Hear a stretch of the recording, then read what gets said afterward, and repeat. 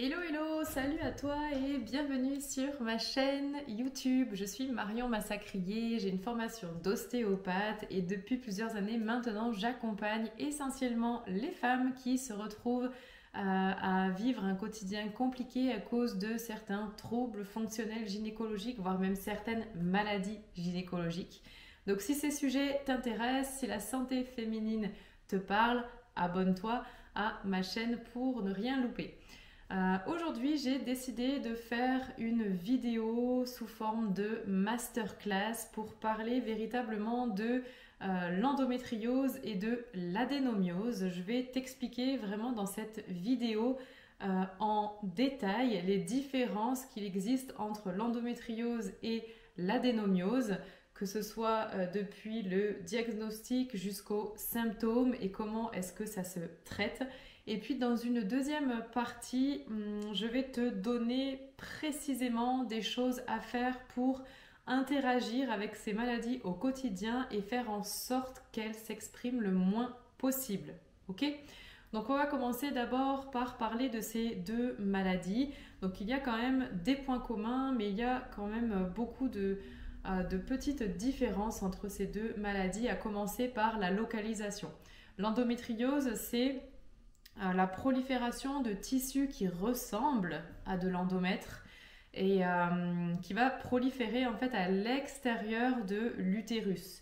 Donc vraiment, ça peut venir se mettre sur l'utérus, mais aussi sur tous les ligaments qu'il y a autour, sur la vessie, sur les intestins, et on découvre aussi de plus en plus de cas d'endométriose respiratoire au niveau du diaphragme, voire même au niveau des poumons. La différence avec l'adénomiose, c'est que dans l'adénomiose, c'est qu'il va y avoir des anomalies à l'intérieur de l'utérus et plus précisément à l'intérieur du myomètre, le muscle qui permet les contractions utérines. Donc il y en a une qui est en dehors et il y en a une qui est en dedans de l'utérus. Ces deux maladies, elles ne fonctionnent pas tout à fait de la même façon non plus. L'endométriose, elle réagit énormément aux hormones du cycle menstruel et donc elle va entraîner des modifications au niveau des tissus, de l'inflammation et aussi des adhérences, et ça va se faire surtout de manière cyclique. Ok ?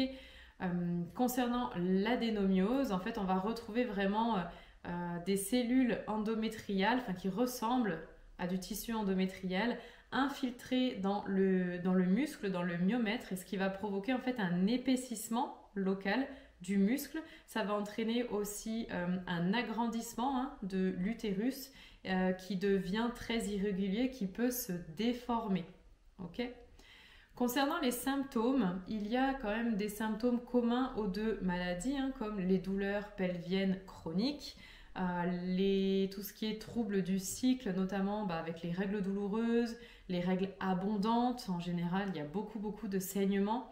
Dans les deux cas, on va retrouver aussi de la fatigue qui va s'installer progressivement et qui va devenir chronique. Et dans les deux cas, ça peut venir perturber la fertilité. Ok ? Dans les symptômes spécifiques à chacune des maladies, donc dans l'endométriose, on va retrouver des douleurs qui sont essentiellement cycliques, c'est-à-dire que dans la plupart des cas, il n'y a pas des douleurs en permanence sur tout le cycle. Il y a des crises, en général lors des menstruations ou lors de l'ovulation, quand le système gynéco travaille le plus.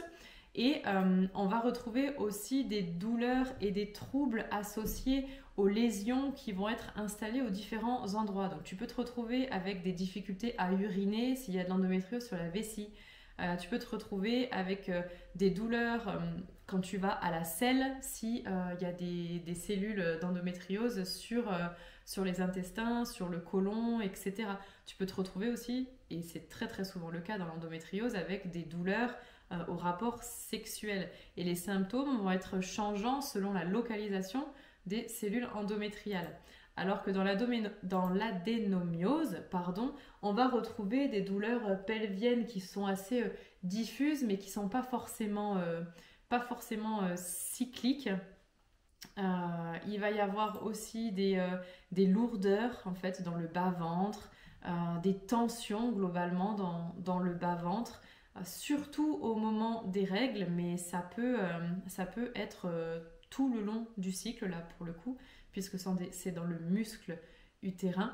Et ce qui va faire vraiment la différence, c'est cet utérus qui va être déformé, qu'on va pouvoir regarder à l'examen clinique, à la palpation, on va pouvoir le sentir, d'accord, qu'il est déformé. Donc comme je l'ai dit, dans les symptômes communs, il y a aussi bien évidemment l'impact sur la fertilité. Dans le cadre de l'endométriose, les adhérences, si elles se retrouvent sur les trompes ou sur les ovaires, eh bien on peut se retrouver avec des ovocytes de moins bonne qualité. On peut se retrouver avec des trompes aussi à travers laquelle l'ovocyte ne peut pas forcément passer et va venir bloquer la fécondation. Alors que dans l'adénomiose, le trouble de la fertilité va être beaucoup plus axé sur des difficultés pour l'embryon de venir s'implanter correctement dans cet utérus qui est déformé. Okay. En termes de diagnostic, donc l'endométriose, elle, en général, on commence par faire une échographie pour voir ce qui se passe. Il y a plein de prises de sang, des dosages au niveau des hormones, etc.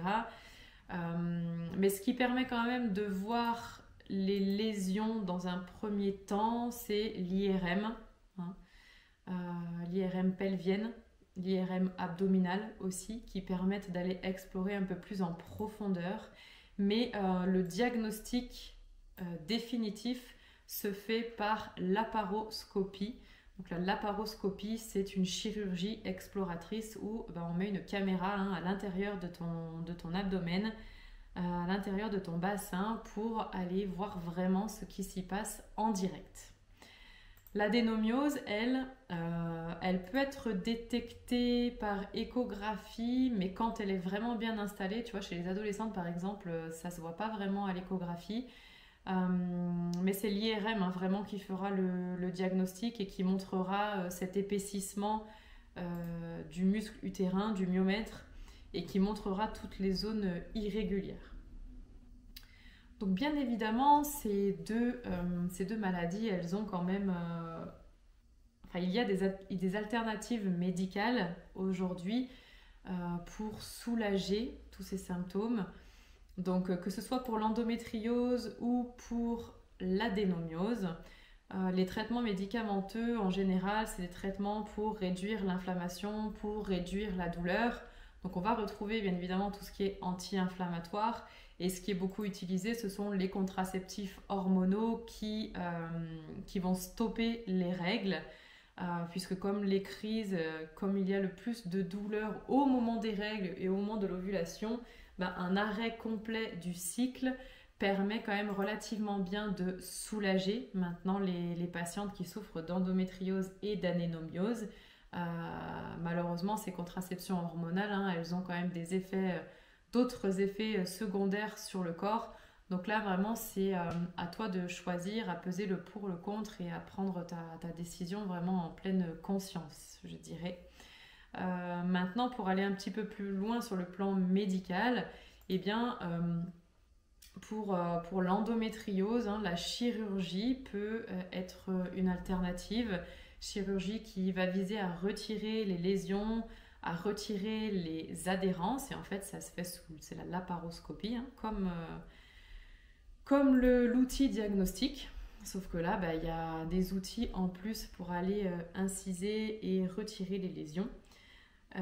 Concernant l'adénomiose, là malheureusement on ne peut pas faire grand chose à part enlever totalement l'utérus, et tu te doutes bien qu'ils ne le font pas pour tout le monde, puisque qui dit retirer l'utérus dit plus de possibilité d'avoir un enfant. Donc ça c'est vraiment une solution qui est proposée quand les femmes sont à un âge quand même un peu plus avancé, qu'elles sont sûres qu'elles ne voudront plus d'enfants et que les symptômes sont très très invalidants. Voilà pour la première partie sur le point informatif plus. J'espère que ça t'aura aidé, et si tu as des questions, bien évidemment, n'hésite pas à me les poser, à venir à ma rencontre sur Messenger ou sur Instagram. On va aborder maintenant dans la deuxième partie, je vais t'expliquer moi précisément comment est-ce que tu peux avoir un impact direct sur les symptômes de façon naturelle et totalement en autonomie, 100% par toi-même. Ces outils que je vais te donner, ils ne se substituent pas à un suivi médical, bien évidemment. Donc, je t'invite à te rapprocher aussi d'une sage-femme et d'une gynécologue si ce n'est pas déjà fait, pour que tu puisses aussi connaître plus précisément les options médicales qui s'offrent à toi.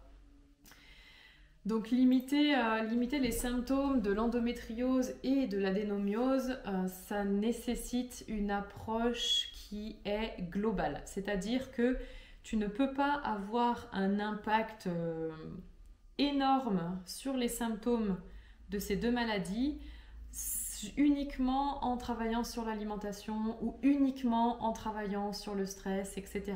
C'est vraiment un tout et c'est en ça que c'est assez chiant, assez difficile aussi de se faire du bien avec l'endométriose. C'est qu'en fait, il faut vraiment prendre en compte les différents facteurs qui réveillent l'endométriose et c'est un travail en fait qui est continu, qui est à mettre en place de façon définitive, hein, parce que du moment que tu vas arrêter de prendre soin de ton corps, et les symptômes risquent de revenir. Donc pour avoir des très bons résultats en fait sur les symptômes et que les effets restent de manière plutôt permanente, eh bien il va falloir installer de nouvelles habitudes dans ta vie, que ce soit sur le plan alimentaire, sur le plan gestion du stress, gestion des émotions, activité physique, etc. Vraiment, c'est une réorganisation complète. Donc, pour gérer la douleur dans le cadre de l'endométriose et de l'adénomiose, tu peux installer une routine de massage pour détendre toute cette zone pelvienne.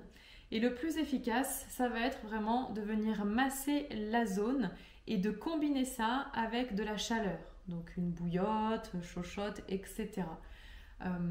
Pour réaliser les massages par toi-même, il existe aujourd'hui des huiles essentielles que si tu les mélanges entre elles, la synergie va avoir un effet anti-inflammatoire et aussi décontractant musculaire. Ok, donc c'est hyper intéressant. Donc la formule, je te la donne. Tu peux prendre un petit bol ou si tu as des petits flacons, tu peux utiliser un flacon. Dedans, tu vas mettre 30 gouttes d'une huile végétale de ton choix. Donc tournesol, amande, avocat, coco, carotte, ce que tu veux.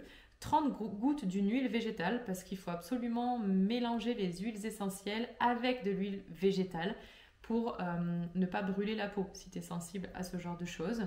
Donc les 30 gouttes de l'huile végétale et à ça tu rajoutes 5 gouttes d'huile essentielle de lavande vraie, 5 gouttes d'huile essentielle de camomille romaine, 5 gouttes d'huile essentielle de gingembre et 5 gouttes d'huile essentielle de sauge sclarée. Ok ? Tu mélanges le tout, tu mets sur ton ventre, sur les zones qui sont douloureuses et puis tu masses de façon circulaire pendant 5 à 10 minutes. Une fois que tu as fini le massage, tu mets la bouillotte par-dessus et ça va optimiser les effets. Ok ? Donc attention de ne pas te brûler la peau avec la bouillotte, bien évidemment, tu peux l'enrouler dans un linge, dans un torchon, dans une serviette, ce que tu veux. Ce massage-là, il est à faire dès que tu as mal. Tu peux le faire aussi quand tu n'as pas mal, en prévention, pour drainer l'inflammation, pour détendre ton corps. Et c'est un truc qui est vraiment très efficace contre les douleurs. Bien évidemment que contre les douleurs, tu peux aussi installer une routine d'étirement qui va être très spécifique à la zone pelvienne, au bas du dos, à l'abdomen. Par exemple, venir étirer tes muscles psoas. Tu peux trouver des exemples d'étirements sur internet. les muscles psoas, ça va être hyper intéressant.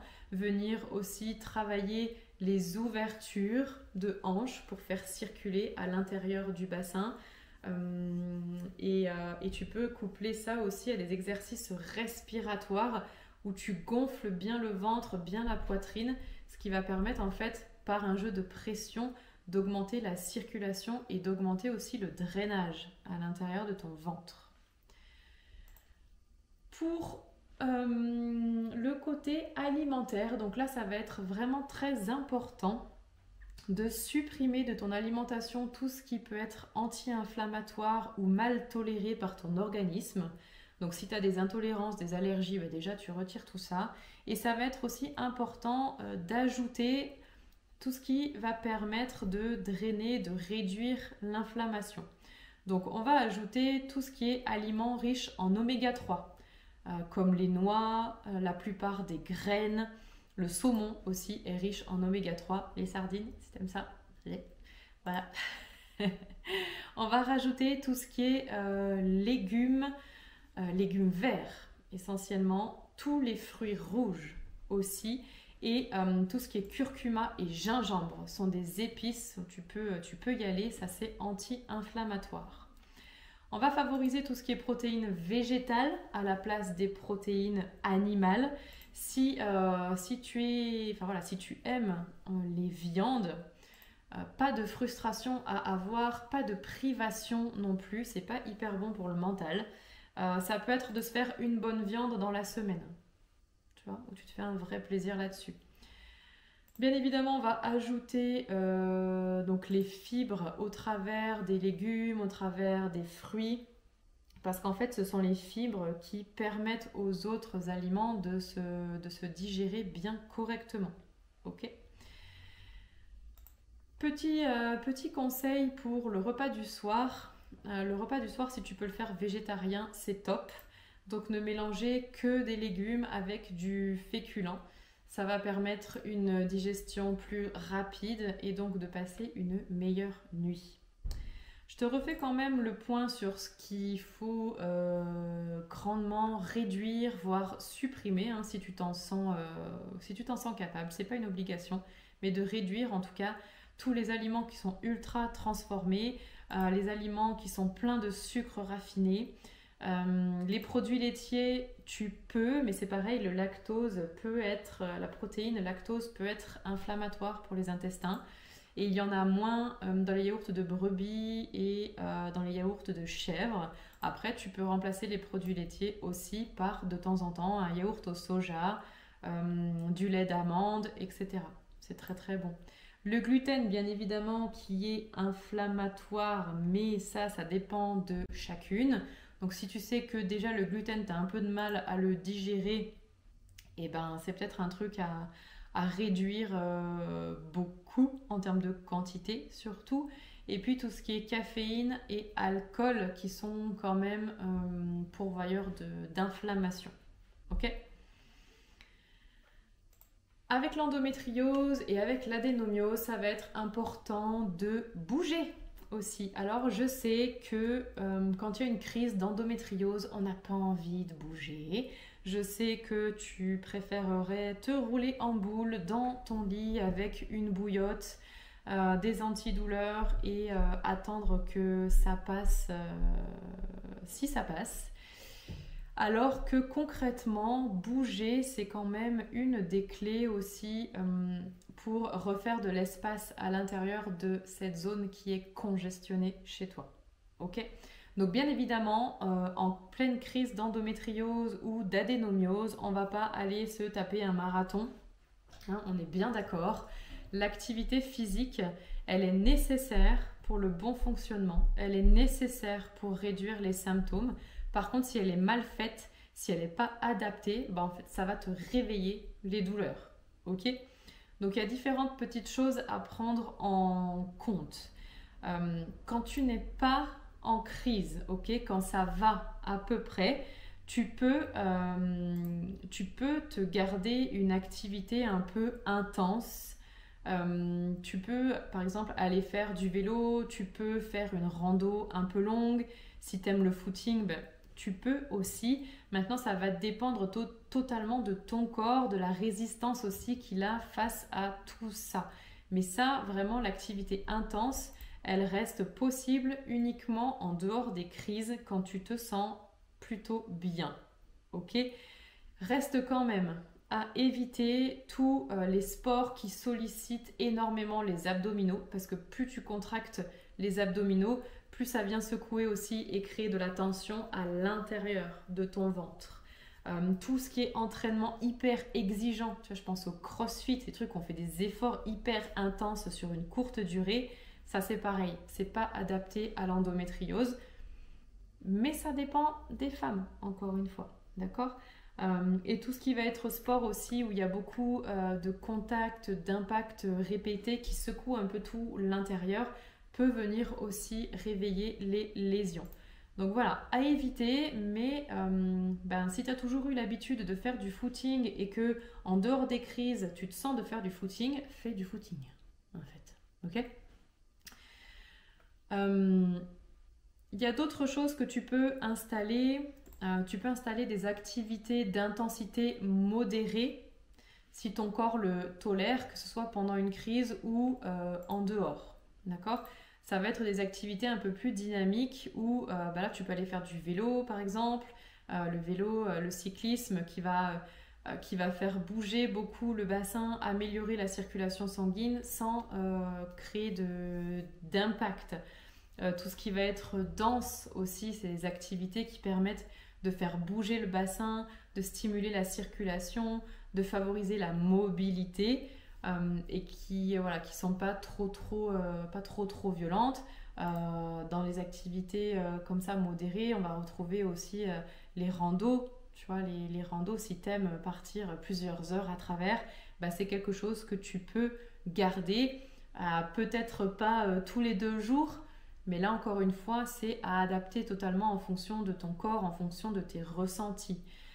L'idéal, quand il y a de l'endométriose ou de l'adénomiose, c'est d'installer des activités qui sont douces, dans lesquelles il n'y a pas beaucoup d'impact, ok? Et c'est des activités qui sont quand même faisables, même les jours où tu manques d'énergie, où tu es très fatigué, et même les jours où tu es en crise, où il y a les douleurs, ok? Parce que bouger c'est bon, même quand tu souffres, ok? Donc là je parle essentiellement des activités comme le yoga, le pilate, qui sont de très bons moyens de venir détendre d'une part, mais aussi de renforcer en profondeur notamment le périnée.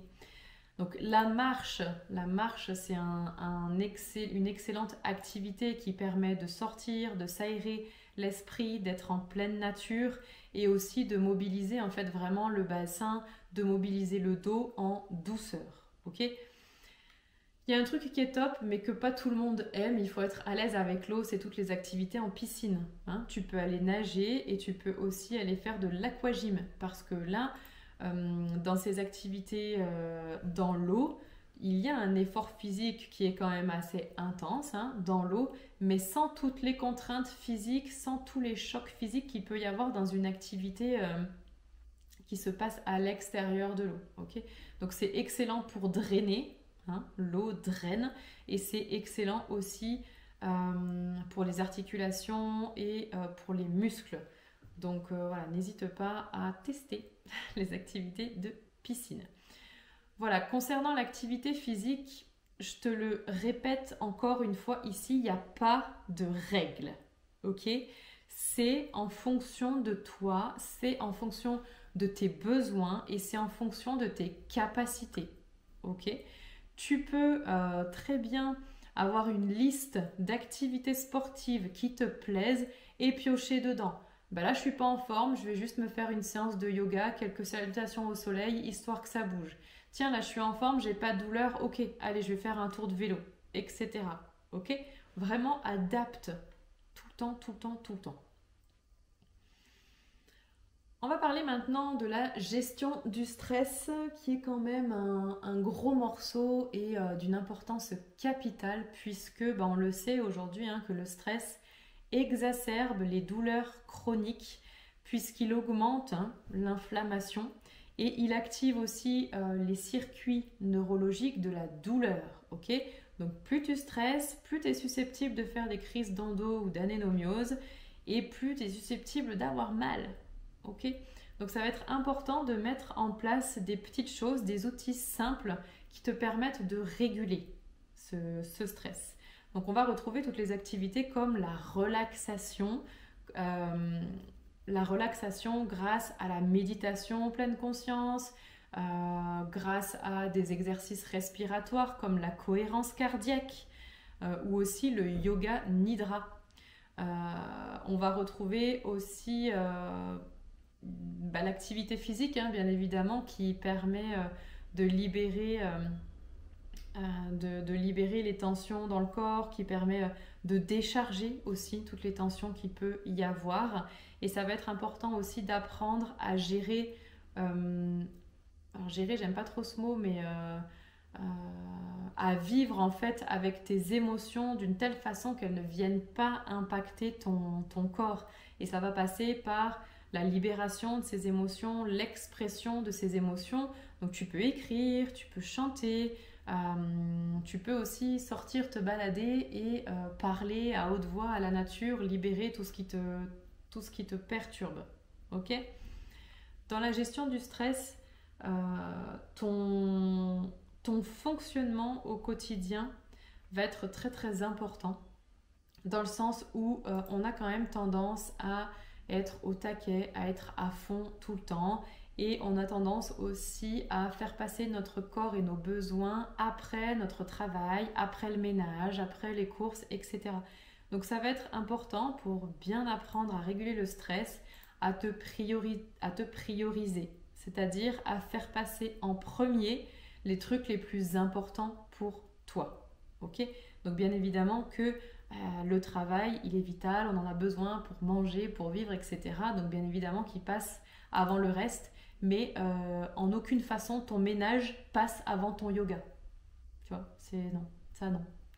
Donc là, voilà, il va falloir apprendre aussi à prioriser, à t'obliger en fait au départ des moments rien qu'à toi durant lesquels tu fais une activité qui te fait plaisir, une activité qui te fait du bien.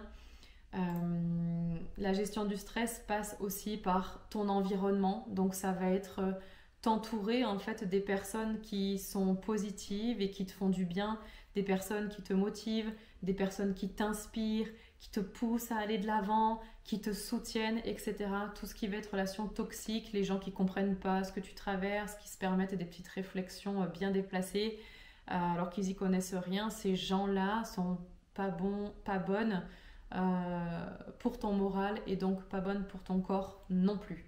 Ok ? Voilà, tout ce que j'avais à te dire, toutes les petites choses en fait que tu as toi à modifier. Là, on va, tu vois bien qu'il n'y a pas de magie, il n'y a pas de solution miracle, et en fait c'est pas en claquant des doigts que tu vas pouvoir être tranquille alors que tu as de l'endométriose et de l'adénomiose. Par contre, c'est vraiment possible, ok ?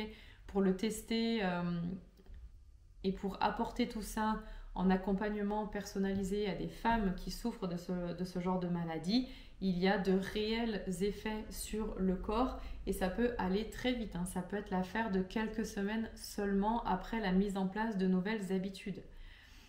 Tous ces outils-là que je viens de te donner, c'est des choses qui sont gratuites. Okay ? Tu n'as pas besoin d'aller payer quelqu'un pour te dire ce que tu dois manger. Maintenant, en fait, Internet te donne absolument toutes les informations. Tu dois avoir même des groupes, des sites sur Instagram, etc. où tu as des repas spéciaux endométriose, etc.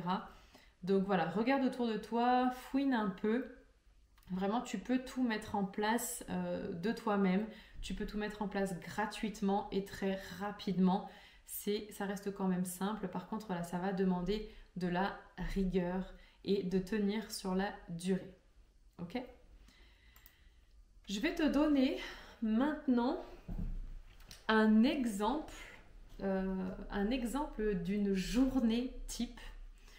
Un exemple d'une journée type qui est basé sur ce que moi je fais pour mon bien-être, pour ma santé à moi, ok?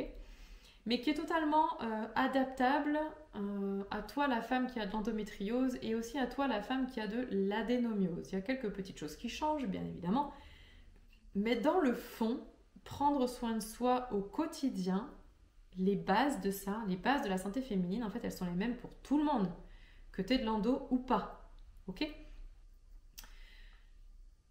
Donc, la journée idéale vue par moi, donc que ce soit mon œil de thérapeute ou mon œil de femme, hein, simplement. Tu vois, l'idéal, par exemple, pour avoir un impact fort sur ton corps et sur tes énergies et ton mental, c'est de commencer ta journée par toi-même. C'est-à-dire qu'à partir du moment où le réveil sonne, tu te dédies à toi un temps, 10, 15, 20, 30 minutes, selon le temps que tu as sur la journée. Sur ce temps-là, tu vas t'offrir, par exemple, une routine d'éveil de ton corps. Ok? Routine qui va te permettre en fait de réveiller ton corps en douceur et aussi d'amener de l'énergie pour bien commencer la journée. Donc ça peut être très simplement de prendre 10 minutes pour faire une respiration, un exercice respiratoire un peu dynamique pour stimuler la circulation, pour réveiller le tout, associé à quelques mouvements de mobilisation corporelle. Donc ça peut être des mouvements simples comme avant un échauffement sportif, hein, tu sais, où tu viens faire bouger tes épaules, tu viens faire bouger tes poignets, tu fais bouger un peu ta tête, voilà, tu respires, tu t'étires d'un côté, de l'autre. Ça peut être simplement ça, comme ça peut être aussi de se dire que chaque matin, tu vas t'enchaîner 2 fois, 3 fois, 5 fois, 10 fois, je sais pas, la première salutation au soleil du yoga. Donc là c'est pareil, tu regardes sur YouTube, tu vas la trouver sans problème. Une fois que cette routine d'éveil elle est faite, donc encore une fois, elle peut être de 10 minutes comme elle peut être de 1 heure, vraiment ça dépend de toi, tes besoins et de l'organisation générale de ta journée. Ok? En général, après vient la douche, vient le temps aussi de se préparer pour la journée. Et puis vient le temps du petit-déj. Donc un petit-déj bien évidemment là pour toi 100% adapté à l'endométriose ou à l'adénomiose. Donc un petit-déj riche en fibres, qui va être anti-inflammatoire, qui va t'apporter de l'énergie nécessaire pour ta journée. Arrive ensuite le travail. Et c'est là en général que ça coince parce qu'au travail, on est au taquet, il faut répondre aux exigences, il faut faire du résultat, etc. etc. Et ça, bien souvent, c'est source de stress, c'est source de pression et de charge mentale et c'est pas du tout bon pour le corps. Donc, au moment du travail, tu vois, tu peux totalement, je pense, t'autoriser une pause dans la matinée et une pause dans l'après-midi, pause de 5 minutes durant laquelle juste tu respires. Ok? Donc ça peut être une respiration complète qui permet de faire travailler tous les différents espaces. Ça peut être une respiration dynamique, ça peut être un exercice de cohérence cardiaque, mais c'est quelque chose qui te prend 5 minutes et qui juste te permet de te poser, de relâcher légèrement les tensions. Ça, une fois le matin, une fois l'après-midi aussi. Et à ta pause de midi, je t'invite grandement à t'obliger de prendre une pause, à prendre le temps de manger et à prendre le temps de te relaxer après manger. Parce que on a tendance à vouloir faire vite, à empiéter sur la pause de midi pour rattraper le retard de ci, de là. Sauf que s'il n'y a pas une pause à midi, ton corps n'a pas d'occasion de récupérer, de régénérer et tu vas donc perdre en efficacité. Ok? Donc la pause de midi, ça peut être 1 heure, 1h30, ça dépend un peu de toi là encore une fois, avec un repas adapté à l'endométriose ou à l'adénomiose. Et ce qui est top du top, c'est de bouger un peu durant cette pause de midi. Surtout si tu travailles en bureau, que tu as été assise toute la matinée, ton bassin il est bien congestionné, il a bien pas bougé. ça peut être l'occasion à midi d'aller te balader 15-20 minutes pour dénouer tout ça. Et au contraire, si tu as un travail physique, cette pause de midi, ça peut être l'occasion d'étirer un peu ton corps ou simplement en fait de t'allonger 20 minutes, mettre ton corps au repos. Ok ? Quand tu rentres à la maison, le soir, il y a plusieurs cas de figure. Donc si tu as des enfants comme moi, ça peut être le temps dédié aux enfants, de se dire que voilà, là on a le temps de faire une activité avec eux. Ça peut être sortir aussi, se balader avec eux, bien évidemment. Si tu n'as pas d'enfants, c'est le moment pour toi de prendre ce fameux créneau dédié à toi dans lequel tu vas faire une activité qui te plaît, une activité qui te parle, voilà, qui va te permettre en fait de déconnecter un peu du boulot. Puis il y a le repas, un repas encore une fois adapté à la maladie dont tu souffres. Et après manger, c'est l'idéal, c'est de se prendre là le temps pour se mettre au calme, ok ? Donc voilà, ça peut être réduire un peu les lumières, réduire les bruits aussi si possible, prendre un livre, ça peut être le moment de faire une routine bien-être un peu plus poussée avec des postures de yoga. Vraiment ce qui te fait du bien à ce moment-là, mais il faut que ça reste calme, ok ? Tu peux finir ta journée en te mettant au lit et en faisant une mini-routine apaisante qui va t'aider à bien dormir. Donc encore une fois avec un exercice de respiration qui permet de se poser. Et tu peux faire aussi écouter un audio, une relaxation qui te permet de déconnecter et de glisser tranquillement dans le sommeil. Voilà. Chaque journée devrait ressembler à ça pour tout le monde. D'accord ? Qu'on ait une maladie gynéco ou non. Chaque journée devrait ressembler à ça. En sachant que là, si tu réécoutes ce que je viens de dire, chaque fin de journée, tu as du temps pour toi. Tous les jours. Ok ? Dans ce planning-là. Et en sachant que, à moins de bosser 7 jours sur 7 et 24 heures sur 24, tu as également des jours de repos dans ta semaine, qu'ils soient en week-end ou en semaine, pour aller faire tes courses, pour faire tes tâches ménagères, pour faire la paperasse, etc. etc. D'accord ? Tu as du temps tous les soirs pour toi, pour sortir, et tu as du temps encore dans la semaine pour faire les trucs relous qui doivent passer en dernier. Ok ? Les tâches ménagères, etc. Voilà, j'espère que cette vidéo t'aura éclairé sur plein de choses. J'espère que ça t'aura donné également des pistes, des petites choses à mettre en place dans ton quotidien. Bien évidemment, je reste disponible si tu as des questions, si tu as besoin de précision. Tu peux me les envoyer en message privé, que ce soit via Facebook ou via Instagram. Et puis, tu peux également décider, toi, de te faire accompagner. Tu peux décider de t'offrir un suivi spécialisé, personnalisé, que ce soit pour l'endométriose ou pour l'adénomiose, qui te permettra vraiment d'être accompagné dans l'apprentissage de cette nouvelle routine, de ces nouvelles habitudes de vie. Et écoute, c'est ce dont je te parle dans la vidéo qui suit celle-ci. Voilà. Je te fais plein de gros bisous. Je te souhaite une excellente fin de journée ou une excellente soirée. Et je te dis à très bientôt.